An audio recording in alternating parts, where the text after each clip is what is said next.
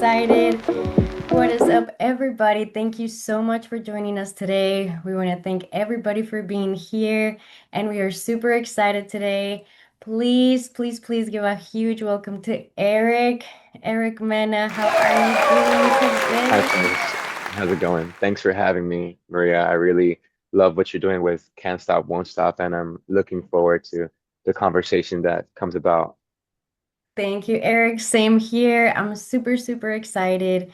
And honestly, just excited for everybody that's going to be able to witness and to learn from you. Um, so let's get started. Eric, we'll Let's do it. start with a super quick question. Can you share a bit about your journey and what led you to where you are today? All right. A bit about my journey. So, my name is Eric. People know me as Air. They also know me as Zorro, and they also know me when I started doing Trump as Rowdy Pence. I joined the Tens fam. Right now, I'm 26. I live in Hialeah. I grew up in Miami, Florida, my whole life. Born and raised in Alapata, 305, 305. Um, I grew up here, went to elementary school here, middle school here. Elementary school was a breeze. Elementary school was like paradise. It's like the Garden of Eden before all the stuff went down. Just like my family's together. We always have food. I'm going to a nice school. My dream as a child was to grow up to become a video game designer. I've always loved video games, but more importantly, like the most coolest aspect of games to me was the campaign mode. So most times you can buy a video game, if it's like a single player video game, they will carry you through a story that you get to control. And I've always loved movies and books, but something about a video game and being able to move and see the story has always been cool to me. I've always thought, how could I create a game and create a story and bring hundreds of thousands of people through that story? So I've always loved storytelling. I've always loved heroes and fast cars and Super Mario and Sonic and Superman. Just I loved anything heroic. I wasn't drawn to things like cars, like learning cars. I wasn't drawn to like handyman work and craftsmanship. I've always been drawn to the arts, even if it's in the form of a cartoon or an anime. I've always loved visual art. I've loved stories. Um, More about my story after the Garden of Eden like paradise that I was in elementary school. When I got to middle school, things got tough real quick. I went to Bronzeville Middle School, which is the closest to the Bronx in Miami in Florida that we have. Just very, very tough, underdeveloped neighborhood that isn't really poured into from the community. And so that part of the area mirrors that and reflects that. And so there was a lot of abuse in that. There was a lot of bullying. There was a lot of being called names. I've been jumped for the first time when I was in middle school. Had my bike stolen the first time when I was in middle school. Um, there would be like gangs shooting outside each other in middle school. We would have lockdowns because there's gangs shooting at each other outside of school. And I'm just like, it was a rude awakening. Um, and then at the house, like at the home life, my parental family situation, I guess it probably was present, but I started realizing that my parents would argue a lot. My mother and the stepfather I had at the time, they would argue a lot. And as I got older, I realized the arguments was really just straight up emotional abuse within each other. And so I would go to school and experience what it was to be, this kid that preferred to speak proper and dress proper and hold himself high. And I was seeing people that spoke differently than me and had slang and they were dressed different and they cared about the shoes that you had on and if your shirt had a logo on it. Please excuse the bird noises outside. I am a outside kind of person. Um, but yes, I was introduced to just a tougher side of society that wasn't all. hey, I want to be your friend. It's like, nah, who are you? And really having to adapt to that, I decided I could become this cold, mean guy that everyone else was like. But I wanted to preserve this part of me. I wanted to preserve my kindness. I wanted to preserve my life.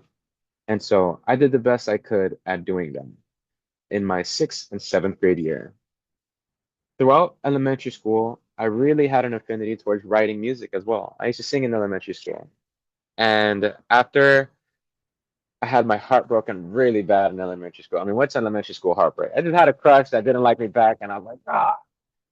And I started listening to Drake music a lot, and I was like really young. Drake's voice is like a couple grown adult octaves lower than a fourth grader or third grader. I didn't care. I wanted to sing "Used to Die in Vegas" about the girl that didn't like me back, and I would sing and I'd cry and I would just feel my feelings and it messed my voice up. I couldn't sing no more. I try to sing and now I get I get the scratches. Ruby, can you do me a favor? Can you put Cookie inside for a second? I'm on an interview right now. Thank you. Okay, sorry about that. So yeah, I realized that singing Drake, although it was good for expressing myself, it was messing up my singing voice, and it did. And I didn't care. I wanted to be sad. And so now I had this talent of writing music and not being able to sing it. So in middle school, I then transitioned from songwriting to writing poetry. And my way, my suave to try and talk to girls was by trying to be the sweetest, kindest man. I thought the sweeter you were, the nicer you were, the higher chance you had of a girl liking you back. And so that was my thing. And when I was in eighth grade, I had a huge crush on someone that I had met, and I had a crush on her all year. We were friends. I would write her poems like on a note. I fold it up and like see her between classes and give her a note. She was the first time I ever asked a girl to be my Valentine. I got her like teddy bear and flowers and stuff. I like head over heels as much as an eighth grader possibly could be um, for this girl. And I finally got the guts to ask her out with me when we had eighth grade prom. And so I asked her, hey, would you go to prom with me? She was blushing, she was smiling. And then her energy came down. She was like, Erik, you're a really sweet guy, but I would be dishonest with myself and with you if I didn't tell you. Although I like you and you're cool and you're really cute, I am madly in love with my ex. And I was like, man, it is what it is. Okay, at least she's honest. At least she didn't, string me along and play with my heart or anything. So I was like, all right, whatever. Still gonna go to prom. I'm gonna dress up nice. My homies are gonna be there. Like I'm about to get out of middle school. I'm excited. I get to prom. It's nice. They have like food. They have a chocolate fountain. Like this is just it's the prom. It's nice. And I see her. I see girl that I've had a huge crush on all eighth grade. And I'm just seeing her in her prom dress, and I'm like, yep, still got a crush on this girl. But the way that I'm looking at her with all this love and admiration, I could see she was looking at somebody else the same. And so I followed her gaze to the dance floor, and there was her ex breakdancing on the dance floor. He's doing top rock, he's doing windmills, head spins, all of that. And I had one of the first biggest awakenings as a young man, which was Erik, if you were a girl that had to pick between two guys that like you, a guy that does poetry and a guy that can dance, which one would you pick? And I'm like, oh, man. Oh no. I see how doomed I am. And like then got an even bigger aha moment. And I'm like, well, I already write poetry. If I learn dance, I'd be a guy that can write poetry and can dance. So that night, I literally, I'm kidding you not, I have a brother named Hector as well. I have three younger siblings, but my brother that's closest to age with me, we have a year difference. And then I have a 10-year difference with my two youngest siblings. Me and my brother Hector, we're really close. We've gone through everything together, bright and dark. And he used to watch these videos of this dancer guy that would like dance on the Great Wall of China. He would dance in these like in the cut of these really cool places that I've never seen before. And his name, that dancer's name was Nonstop. And so when I saw my brother the night before prom, my brother was practicing for the first time ever. I saw him mimicking a dancer's video on YouTube. And I walked by and I'm like, what are you doing, bro? You look real goofy, silly, blah, blah, blah, blah. Blah. I really shot him down. I really saw my brother go from like practicing to, and he turns off the TV and everything. Then the next day, I gave my heartbroken XYZ. I had my big awakening moment. And I come back home and I said, Hector, put that video on. And we search up nonstop on the Great Wall of China, and we search up nonstop pumped up kicks. Nonstop is this dancer named Marquis Scott, who's a part of Dragon House, and he was the first dancer who, when I searched up a cool video of how to dance, his videos popped up, and I first started my dance journey by just seeing this cool guy move, and how could I copy him? And then I'm like, this is too hard.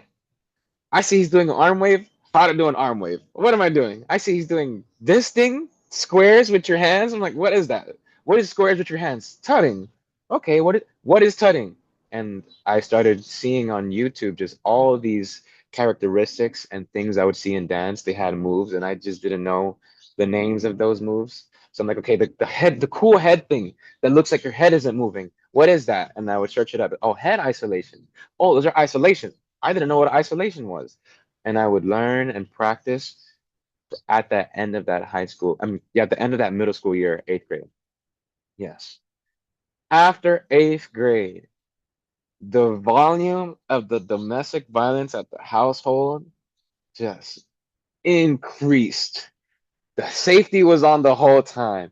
Now it's like the arguments are so bad and the things being said are so hurtful that I don't even want to spend time at the house anymore. So freshman year, when I went to Booker T. Washington here in Miami as well, over in Overtown, I decided that I would spend more time in school so I'd spend less time at home.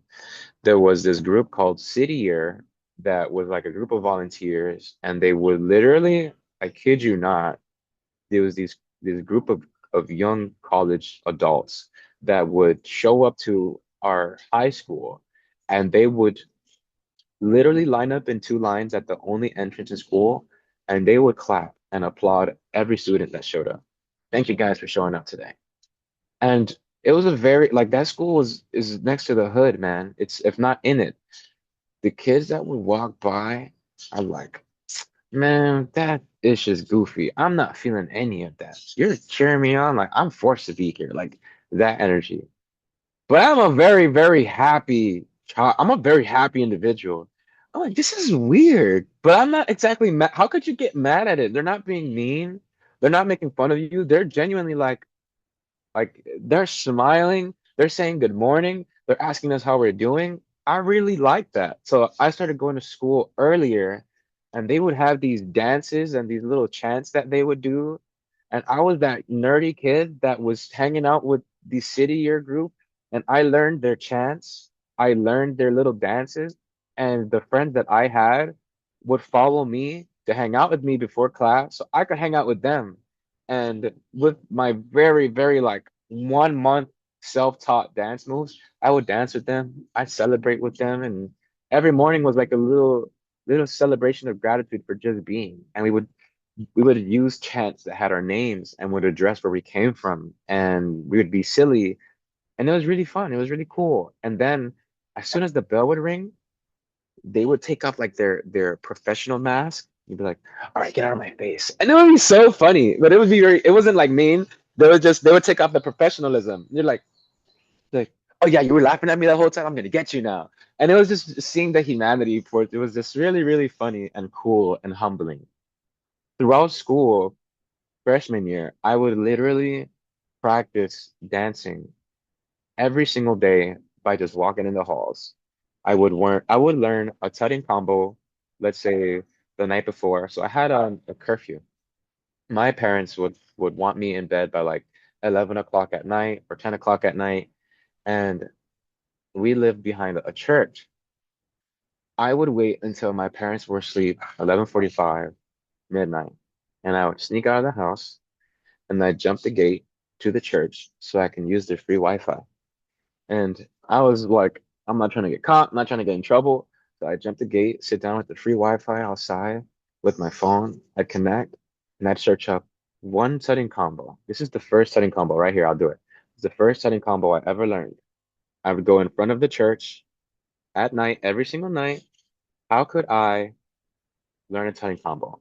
How to tut. And I came across this guy named Nathaniel, and Nathaniel would just post these tutting videos and just it was like 2 minutes long. He's like, if you repeat it, you'll get it. And if you learn another one, you'll get it. So I walked through the halls every single day, just repeating the same tutting movement. And people would stop me. Strangers would stop me. And what are you doing? And I'm like, I would look at them with earphones in my ears. And I'm like, I can't sit here and explain tutting to you. You're not going to get it. Like you care about if my shoes have a Jordan logo or an Under Armour logo. And you would bully me if I had an Under Armour logo, but would praise me if I had a Jordan logo. I'm not going to take the time to explain to you what tutting is, what arm waving is, or what popping is. 'Cause you're just not going to get it. So when someone would stop me, hey, what are you doing? I'd ignore them and I'd keep going. And I would just, do my thing. And I would also learn arm waves, head isolations, like stuff that if you're gonna practice, you look really, really weird practicing just walking in class, with other people that care about what they wear and how they smell and what they dress. And I'm just like, I'm just trying to learn an arm wave, bro. Because last time I didn't know how to dance, I got rejected. Never again. So I'm here, I'm grinding every day. I do that for the entirety of freshman year. And although I had been practicing like that, I'd never put a speaker down and dance in front of people. In front of family, yes. Not in front of friends, because friends would make fun of me. But in front of family, yeah. And then there was a talent show at the end of the year. And I'm like, oh yeah, we're going to that. With the full year, freshman year of training, of teaching myself the basics. I taught myself popping. I taught myself the basics of gloving as well as the basics of tutting. Um, I taught myself basically, I was a mini dubstep dancer because at the time there was this dubstep dance era where animation and popping was there was this movement going on with dubstep music where everybody was dancing to dubstep music, and it was so awesome. It's like put a camera down, find a nice spot, and really, really cool. And so I'm like, I'm gonna practice. I practiced the night before. I rehearsed and rehearsed to a song that I wanted to dance just one night before, and I stayed up until 3 in the morning because of how nervous I was. And then I got to the talent show. I danced a full song. I danced a full 4 minutes and 13 seconds because of how naive I was with dance. I did a whole song by myself and I got first place. There's people that sang, there's people that rap. They had a dance team. They had people that were like a marching band dancer kind. I forgot. The name is escaping me right now. But like those, it's like color guard essentially, and they would literally throw swords or throw guns and do all these cool tricks. And I'm like, me that I've been practicing by myself, no teachers. I didn't even know there was a dance community. I had not met another dancer in real life. The dance team was like just girls, and I couldn't dance like them. They're flexible and could do all these tricks and stuff. I couldn't do any of that. I wanted to like dubstep dance, you know what I mean? So I did my thing and I got my first trophy for dancing. And I was like, this is awesome. This is cool. This could really be my thing. I still was very, very anchored with my dream of becoming a video game designer. I was going to complete high school with my mindset and my credits on getting set up so I could video game design in college. That was my dream for the longest.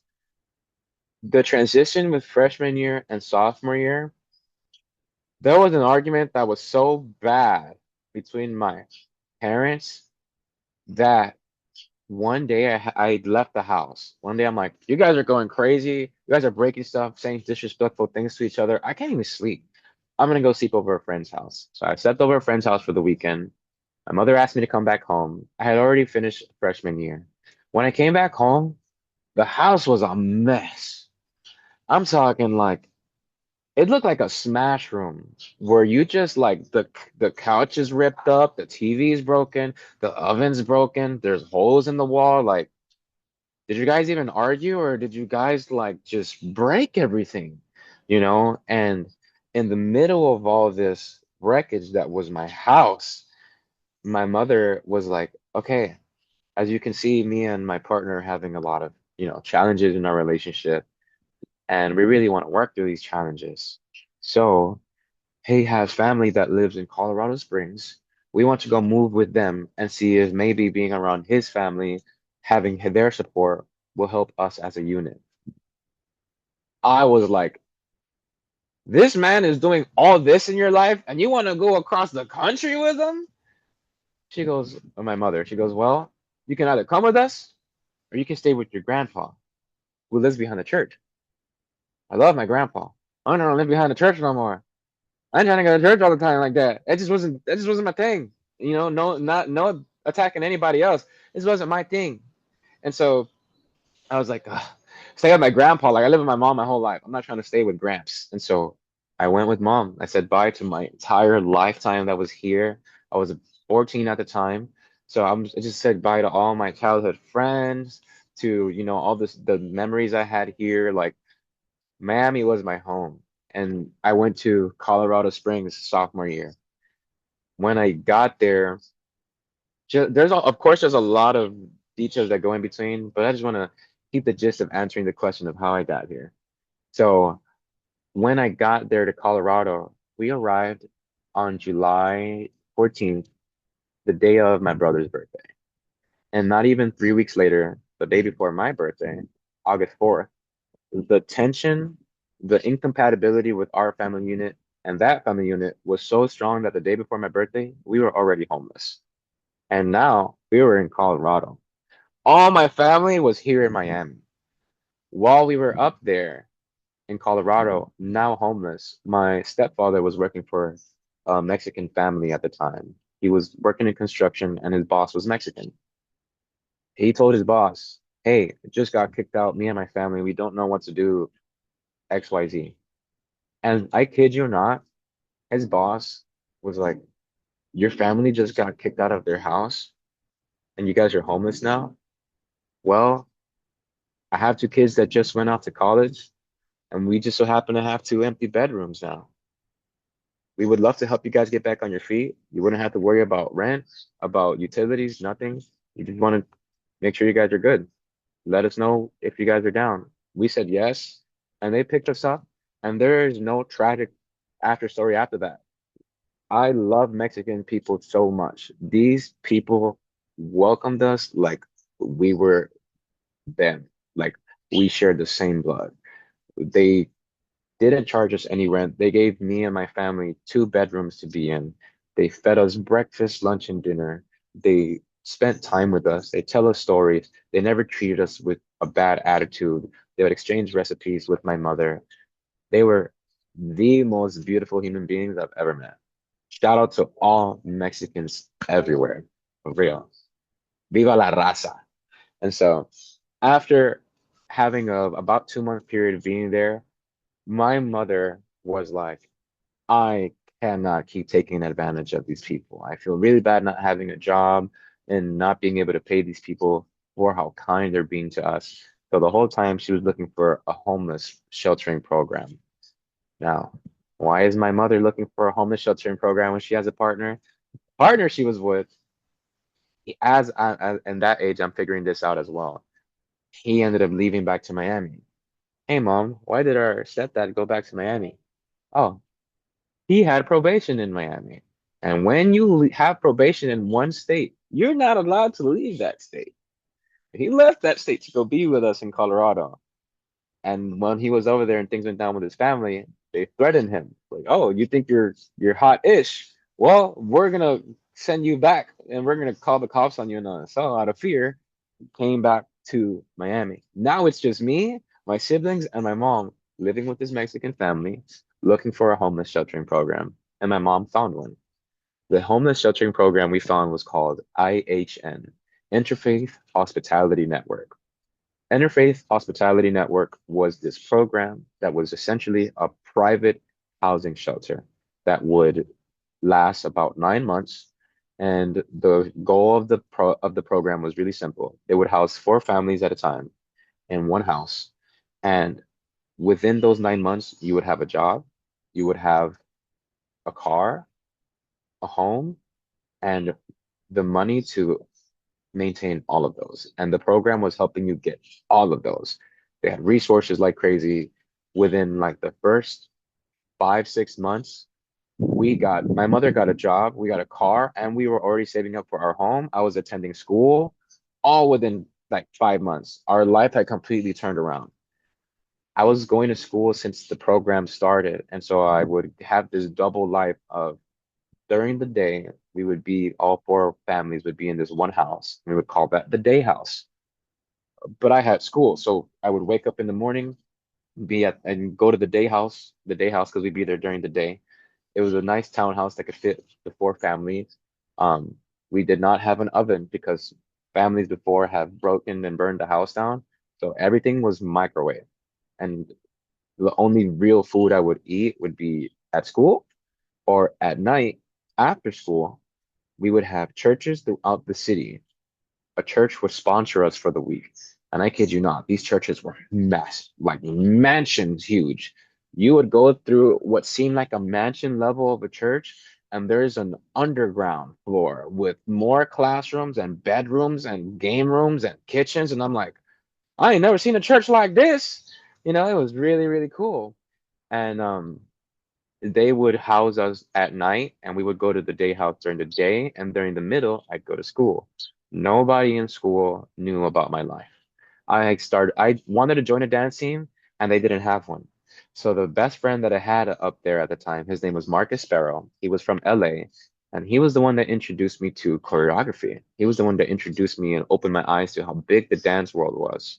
Mark Esparro was this Filipino, really, really cool, short guy that was just a hip hop killer. Like this man could dance masculine, feminine, soft, powerful.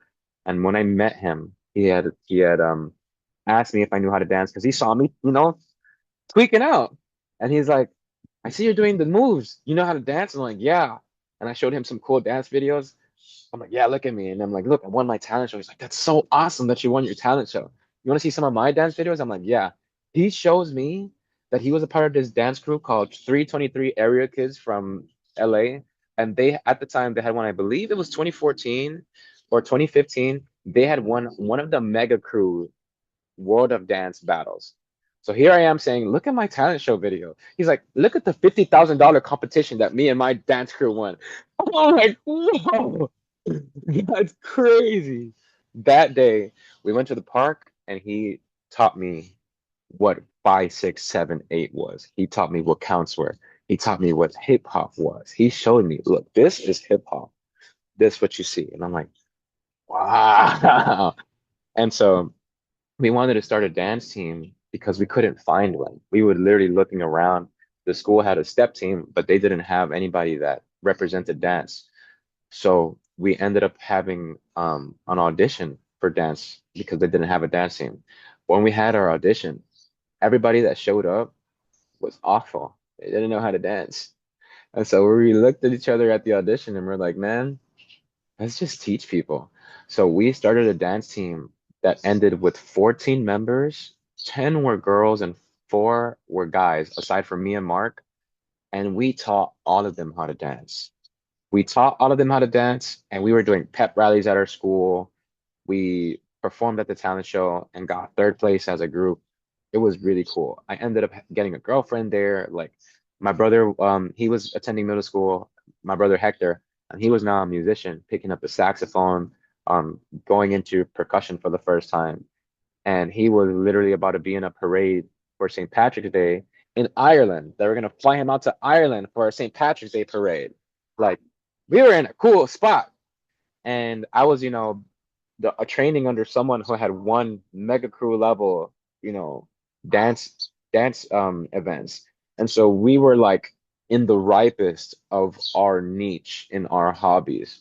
And then imagine like going through this about 7, 8 months. I mentioned the program lasts 9 months. Around month seven, I woke up one night, my mother was crying, and I'm like, who do I have to be? Who do I gotta beat up? And she's like, my stomach really hurts a lot. Can you tell one of the other families so they can take me to the hospital? Like, I have to go. I'm like, mom's asking me to go to the hospital. Like, we're Hispanic. If you go to the hospital, it's because something is really, really wrong. Like, okay. I go and hit up one of the family guys, and one of the dads from one of the other families took my mom to the hospital. I'm waiting a long time. It took my mom a few days to get back home. She was going through a lot of recovery, more than what we had initially thought was going wrong, which was the original diagnosis was that she had a cyst in one of her ovaries. And so she just had to get some treatment, a surgery to get that removed. The doctor had mentioned that there was a 99% chance it was going to be smooth sailing. When my mother got out of the hospital and she spoke to me, she's like, "Hey, remember how the doctor said there was a 99% chance of things having a smooth sailing? The 1% won." So I'm like, "What does that mean?" She goes, "The doctor told me that this is my mother telling me. The doctor told me that while they were performing surgery, they found cancer cells throughout my entire reproductive system. Cancer cells that otherwise would have spread and would have killed me." And so during the surgery for the cyst removal, they ended up removing her her entire reproductive system. I believe it's called the hysterectomy. Yes, I think the guy version is a vasectomy. Yeah, she had a hysterectomy where they just removed the child factory, and that had more of a physical tax in terms of her healing, which was more than what she had told her bosses, her, period she would need to heal from. And so they let her go from her job. And now that she didn't have a job, she had to go into the savings, which were going toward our house, to the point where it wasn't looking like we were going to get a house anymore. And then we lost the car. We're now at the end of the program, failing the program. So we had two options. One was to re-enroll in the program. And the second option that my mom presented was to come back to Miami to live with my stepfather, who had been here the whole 7 months that we were up there. And me and my brother were like, absolutely not moving back down there. Like, heck no. We have our stuff here. I had my girlfriend, I had my dance team, I had all my friends up there. My brother was like, he had his life too. He was gonna go to Ireland to be able to perform in a parade. Like, we wanted to do these really cool things that were now present. My mom said, well, sucks to suck because I've already got the plane tickets. So, man. She already had plane tickets. We said bye to all of our friends. I got to I'll throw this short anecdote in there so you can see what that was like for me. All the staff knew who I was, and most of them were in tears to see me go.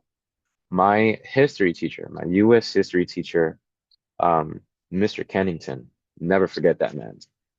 He was a very, very well educated, super passionate teacher. And he was one of the only few that knew about my life. I had told him like 3 days before I was leaving, hey, this is happening. I'm about to go, but I'm letting you know, thanks for everything. You're one of the best teachers I ever had.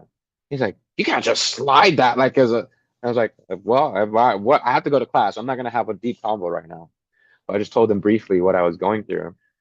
And on my very, very last day, I walk into my last class of the day, which is US history. I sit down, all my peers are there. I'm still in class like it's normal. Nobody knows about what's going on.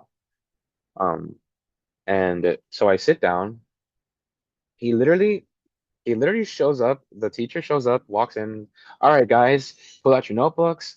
I hope you scholars are ready to get this going. He brings down his board. Now they have like these touchscreen boards, but back in my day, you have to bring down the board. You have to drag it down physically. physically dragged down the board. He had a projector on it.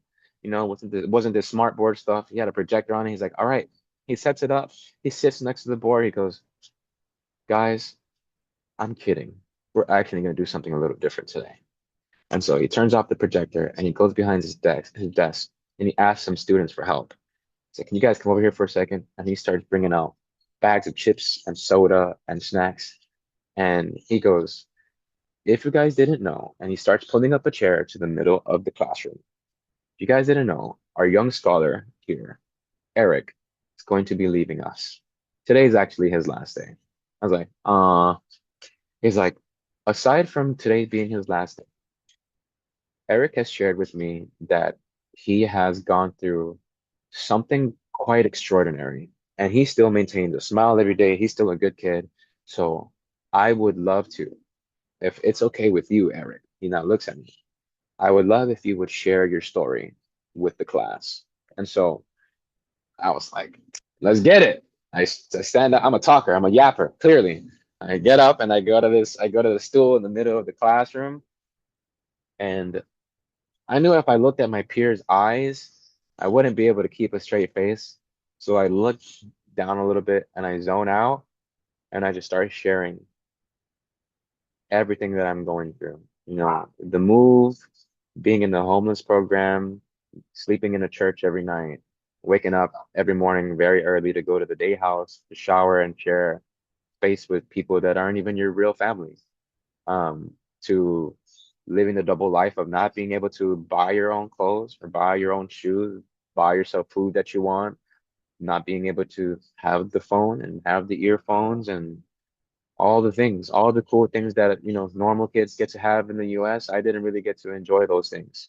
And being able to share those struggles while also still sharing that I was excited to go to school, to have friends, to have a girlfriend, to be a part of the dance team. And mind you, this is the school that I created the dance team at. And when I was done with my story and shared, well, there's all this that was going on, I shared everything that was going, the health issues that happened with my mother and how we were going to be moving to Miami for a better future. When I shared I'm like, yeah, and this is how I'm here. When I got to that point in the story and I looked up, all my friends that I knew all year, they were all crying. They were all weeping. And they came up to me and gave me the biggest group hug. The whole time I was talking, they were writing a letter. Everybody was saying something nice on that letter for me, and that just went around. And it was really nice.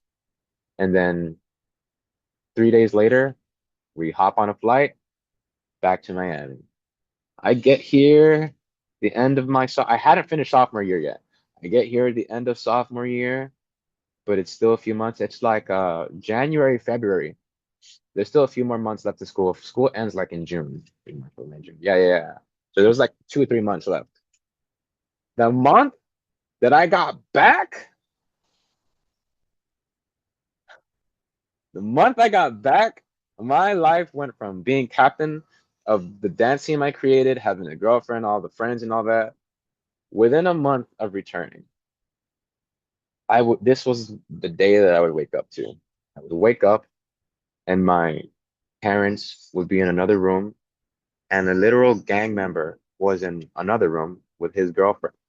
His girlfriend was a prostitute and she would sell her body for money and she enjoyed it. She verbalized when I offered her one day and in this situation I was like, do you need me to call the police? Like, do you need help? Even though it's my family that she's living with. And she's like, help. I love what I do. And I'm like, oh, okay. I'm just gonna keep my mouth shut. I'm 15. I'm just, you know what? I'm just gonna stay off of it. Whatever.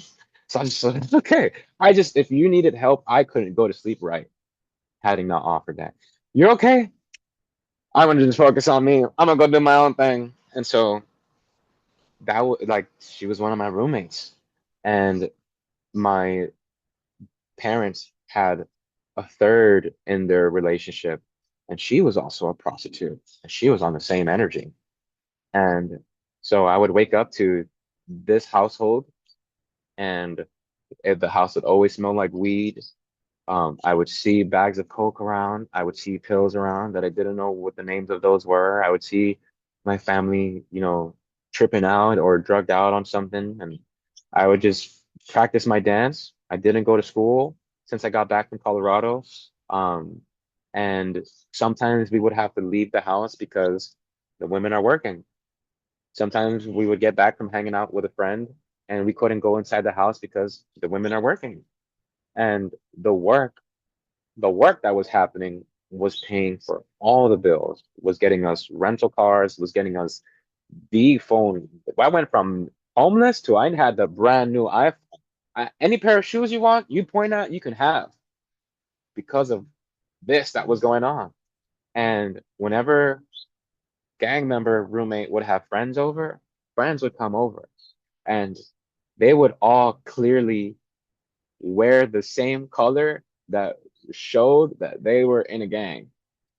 And man, this gang is so big, I'm not even gonna tell you the color, respectfully.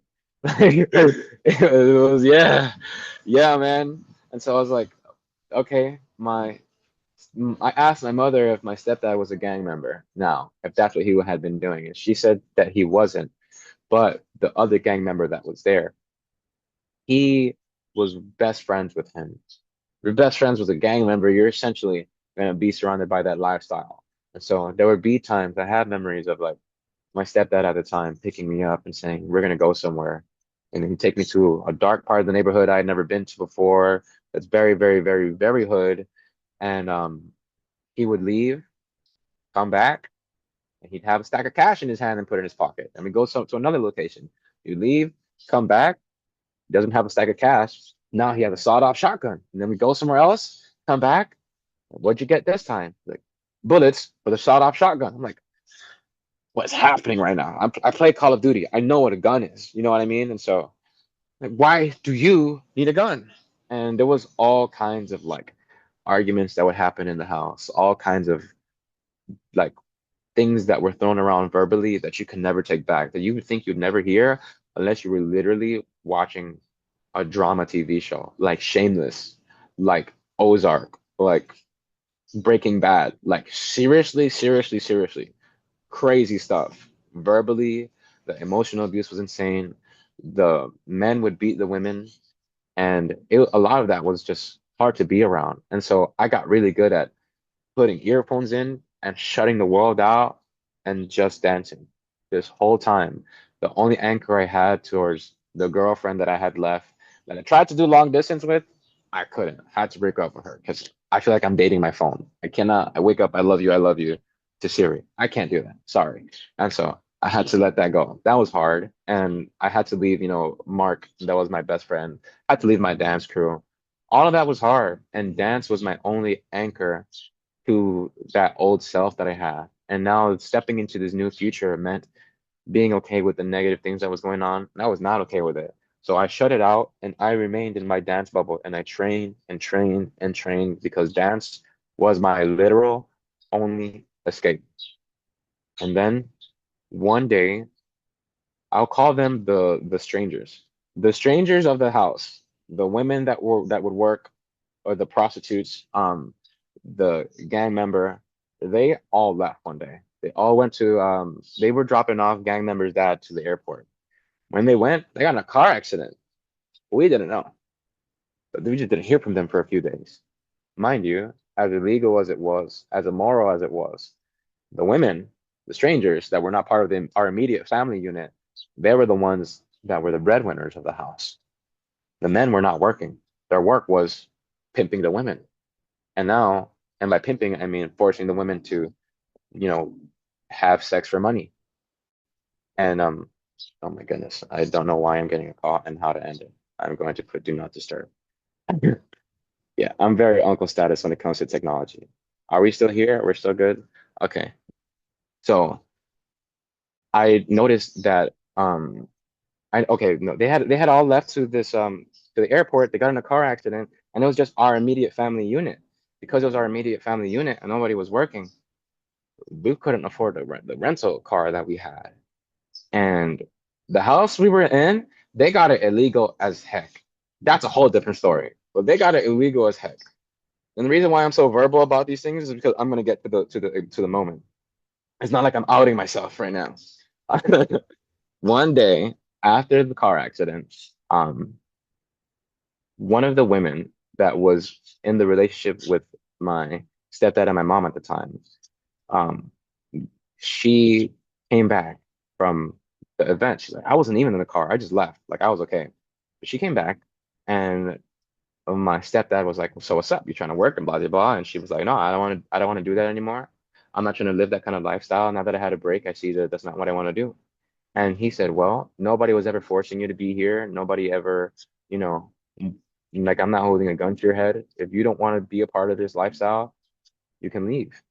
And she left. She walked right out I'll never forget the day. She walked right out the front door.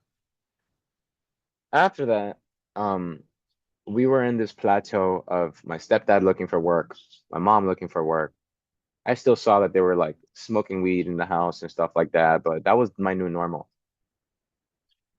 And then one day, I stayed up all night playing video games until like 6 in the morning. Mind you, I still wasn't going to school. This is all like within a month of me returning from Colorado. I wasn't going to school. I spent like, the PlayStation 5 had just came out. I'm playing video games until like 6 in the morning. I wake up at 1:17 p.m. I woke up, I looked at the clock, it said 1:17. I went to the bathroom. My brother was washing some shoes. I got some water and splashed my hair. And then I'm like, I'm hungry. So I go to the kitchen. I serve myself a bowl of Cocoa Pebbles. There's a reason I'm so specific. I grab these Cocoa Pebbles and I go to the living room. We had an L-shaped couch. And at the corner was my stepdad and my mom. They were smoking a joint. On the TV, they have Despicable Me 2 playing, the movie. I sit down because I ain't never seen this movie before.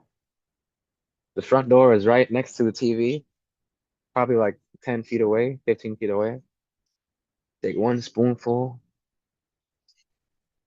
take my second bite, and after I take my second bite of Cocoa Pebbles, I turn slightly because the front door starts to swing open, and in comes in people wearing all black with pistols and shotguns, as quick as heck, running in.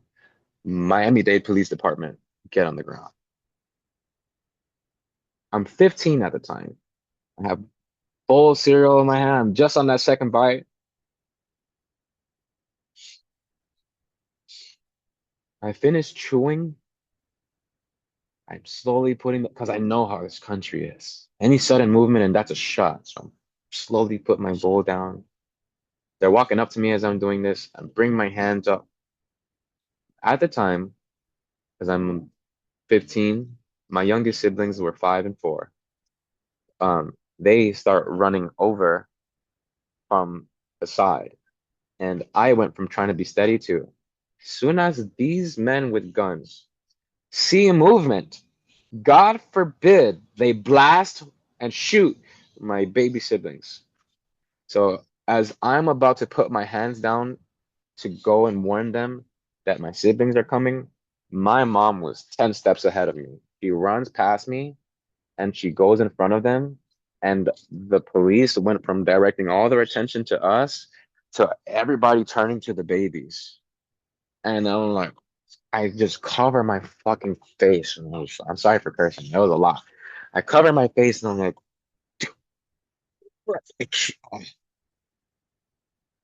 they're just very fortunately, thank God. The only loud noise that happened were yelling. It was not a shot was fired.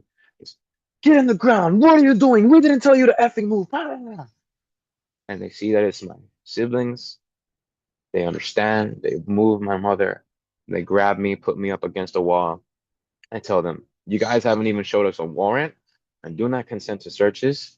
And the cop that was on me was like, oh, you think you're such a smart ass? And he starts checking my pockets, puts my hands behind my back, zip ties me.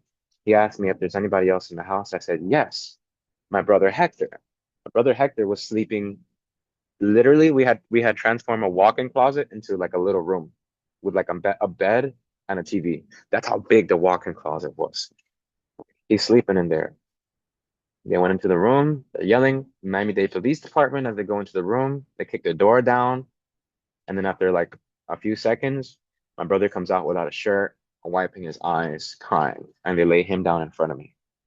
When they lay my brother down in front of me, for the first time ever in my life, I felt myself do this. I had never done this before.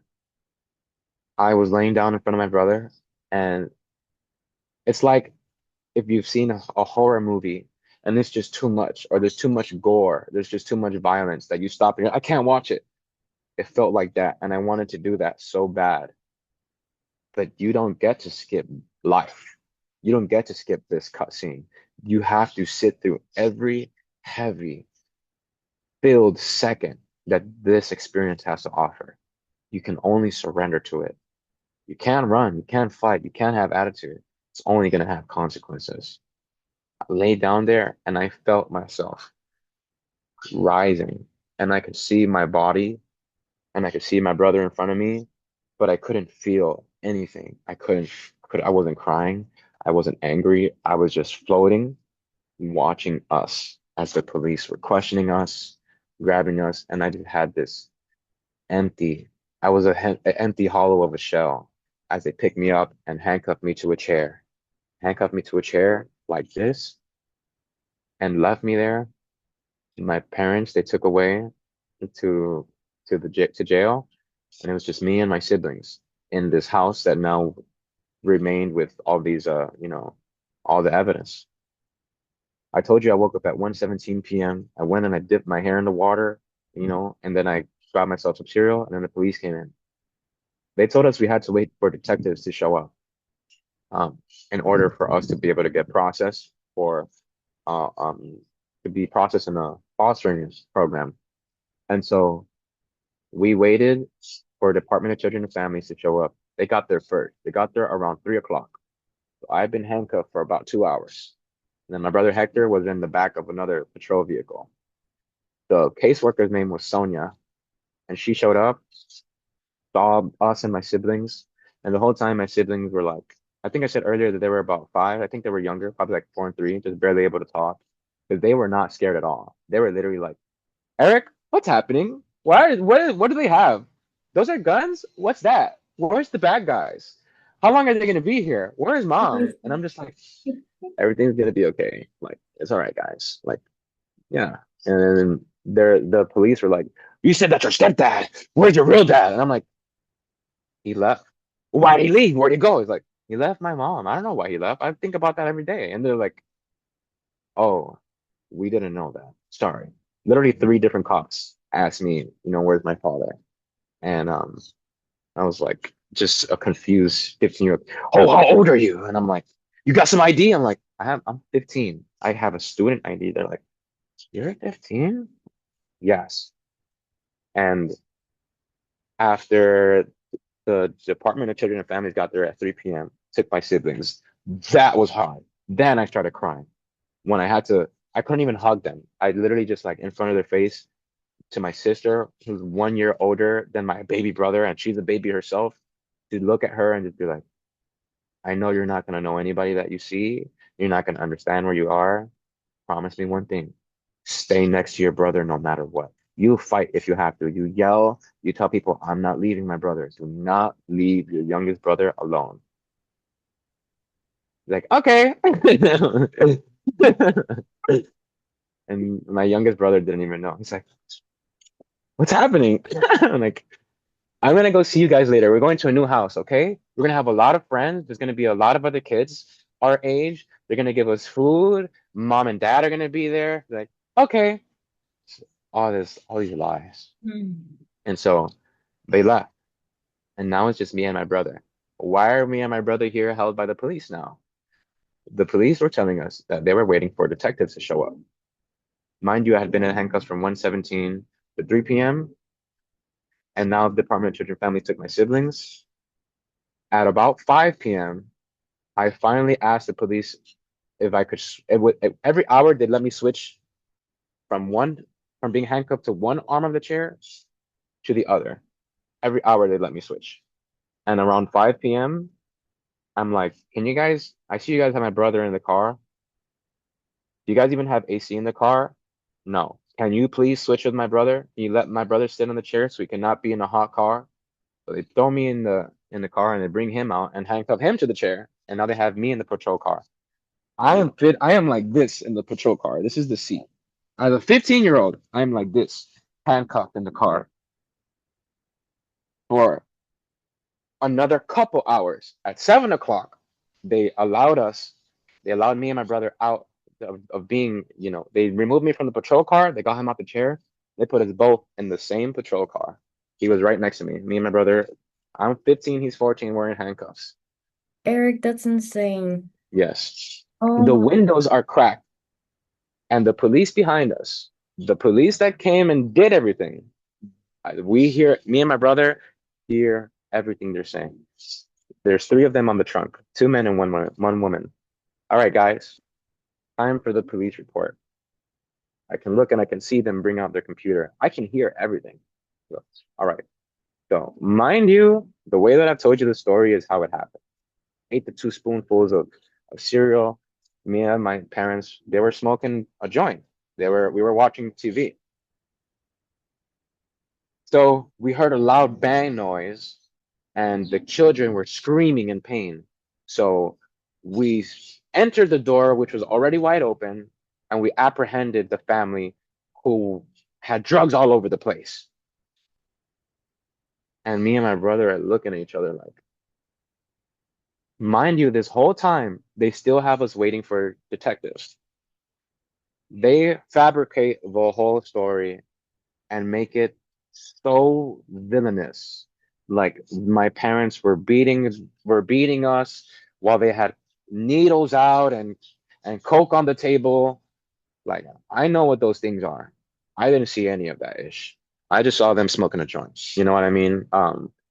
And they were just amplifying. If it was drugs, it was louder. If it was, oh, they had some signs of domestic abuse, they were beating each other when we got here and yelling at each other. We had to take action because we heard violence. And I'm just like, right then and there, I lost all faith in cops, all faith in cops. This was at around 7 p.m. At 11 p.m., after a full 10 hours of being handcuffed, my brother and I, the detectives finally got there. My brother, who was hanging out with me, he goes into the car with the detectives for like 10 minutes. When he comes back, he's crying harder than anything that's happened all day. They call me to get in there, and I sit down, and there's two detectives. One's in the driver's seat, one's in the passenger seat. All right, you know what we have you here for. Tell us what's going on. 15-year-old me. I haven't seen anything, and I ain't telling you nothing. The detective just like, oh yeah, mind you, he's in the passenger seat, so he's like, oh yeah, you're not gonna tell us anything. Well, if you don't tell us anything, we're taking your ass to juvie. Oh, you want to go to jail? You know, with the stuff we find here, we can treat you as an adult, right? You want to go to jail? No, I ain't start crying, and I'm like, you know what? From what I recall, from everything that I experienced, I never once saw my mother sell a gun. I never once saw her go like this and sell a trade a gun, a drug. I never once saw my mother raise a fist or hand towards any of the women that were there, or even call them a negative name for that example, for that matter. So I really sat and thought about it, and I was like, you know what? I'll tell you guys everything. I'm gonna tell you, and I need you to not treat this how the cops did and fabricate. I'll tell you everything exactly as it is because my mother did nothing wrong. She may have allowed things that were wrong. She didn't participate in them. It was this man and it was this man. And oh, everything. And they do this and they do this and they sell this and they do that and they do that and they do this and this is this. All the terms, all the code words, all the times that they would, everything. I share it all. After they got it all right, cool. You're free to go. Not once did any of the police read me my rights or offer me a lawyer. The entire thing was unconstitutional. The whole thing. Threatening me as a child, as a teenager, with juvie, without properly appointing me a minor, a lawyer, or my brother, I have zero faith in police. Straight up. I have to this day, I have zero faith in police.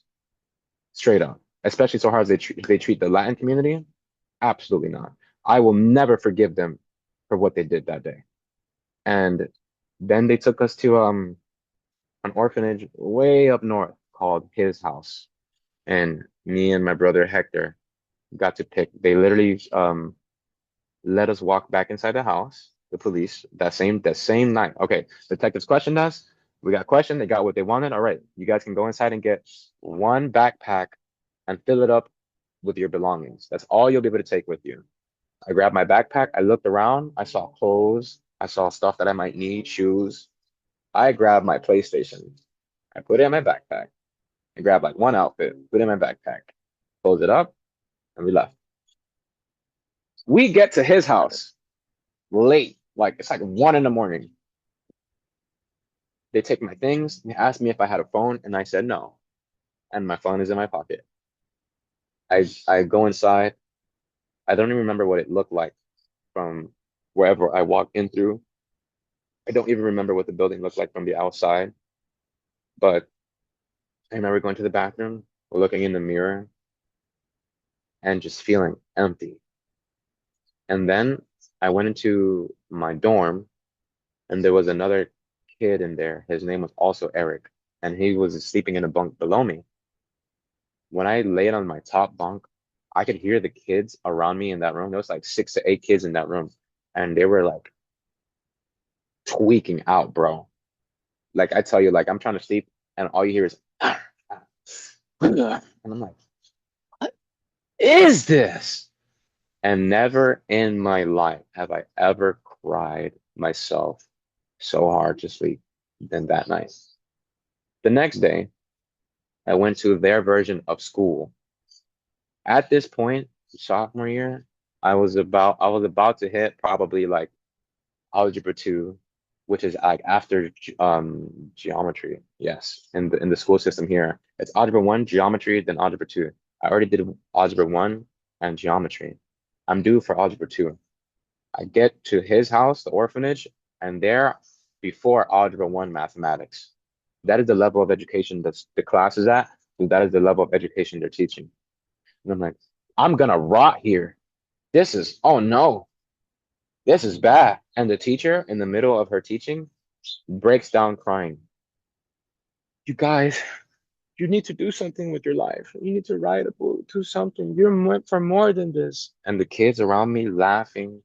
It's like a detention class. It's just like they're the worst of the worst. They're just, and how could you blame them? They've been discarded by their families. They've run away. They've been, criminals, some of them. Like it was terrible.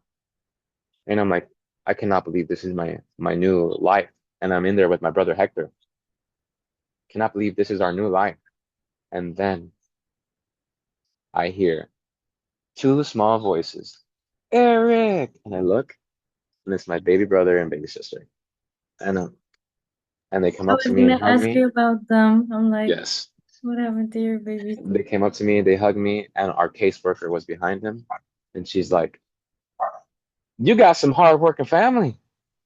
Usually it takes weeks, even months to process something like this. We're going to the courthouse today to get you out of here. It's like, dang. I spent one night and not even a full day at his house, and I hated it there. That system is ridiculously underdeveloped. The foster system is incredibly unnurtured, is incredibly underfunded.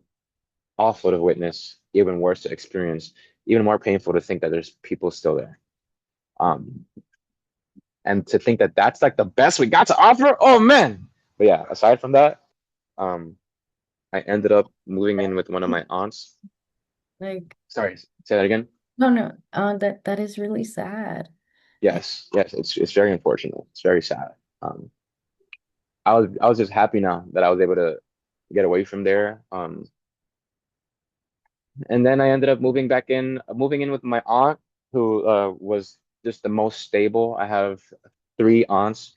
My eldest aunt was the one that took us in, and yeah, there's a lot more that happened after that. By the time I moved in with her, she was going through a divorce.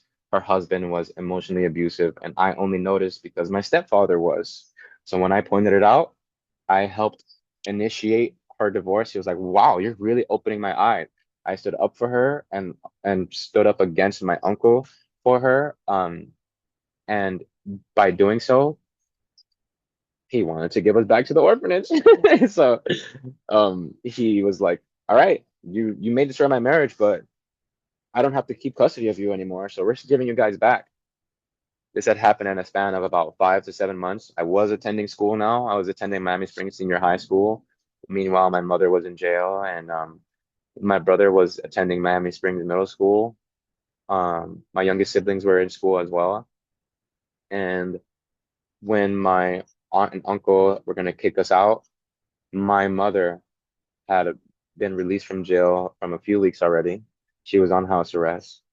When she got word that her own sister was going to kick out her kids, she had never got a job and house so fast. She did it in like a week. Crazy, crazy. She did it so fast. And we moved right back in with our mother after being away from her for a bit. Um, when I moved in with her, she lived at a different neighborhood than the one that was close to my high school. She's like, "Hey, look, I know you like the high school you're at. I ain't got a car to drive you over there. So, we got to switch you over to the high school that's over here, which was Miami Jackson High School." And I'm like, "I don't want to do that." She goes, "You're allowed to go to the school you want to. But if you do that, you got to figure out how to get there." I said, "All right, bet." And from the end of sophomore year to finishing senior year, I would wake up every single day at 5 in the morning and hop on my bicycle and ride 1 hour to get to school. I would take a change of clothes. I'd wipe myself all the sweat and all that I had. I would wipe myself up, give myself a little bird bath in the bathroom, eat school breakfast, have my entire school day of like 8 hours. I'd have dance practice for 3 hours, and I'd ride another hour back home on my bicycle. That was sophomore year, junior year, and senior year, the end of sophomore year, and then junior year and senior year. So it was a lot. It was a lot. Um, yeah, Yes, man. but resilience is incredible. And I mean, it's completely understandable, but like just to see that push and to see like how you yourself were pushing yourself, to do what you knew was best for you, like Yes. that takes a Yes. lot of strength. Yes. Yeah. And Thank you. so, I appreciate that. no, Yeah, yeah. I'm almost to how we're here. We're at the very peak. I'm almost to how we're at this exact experience, this exact moment in time right now.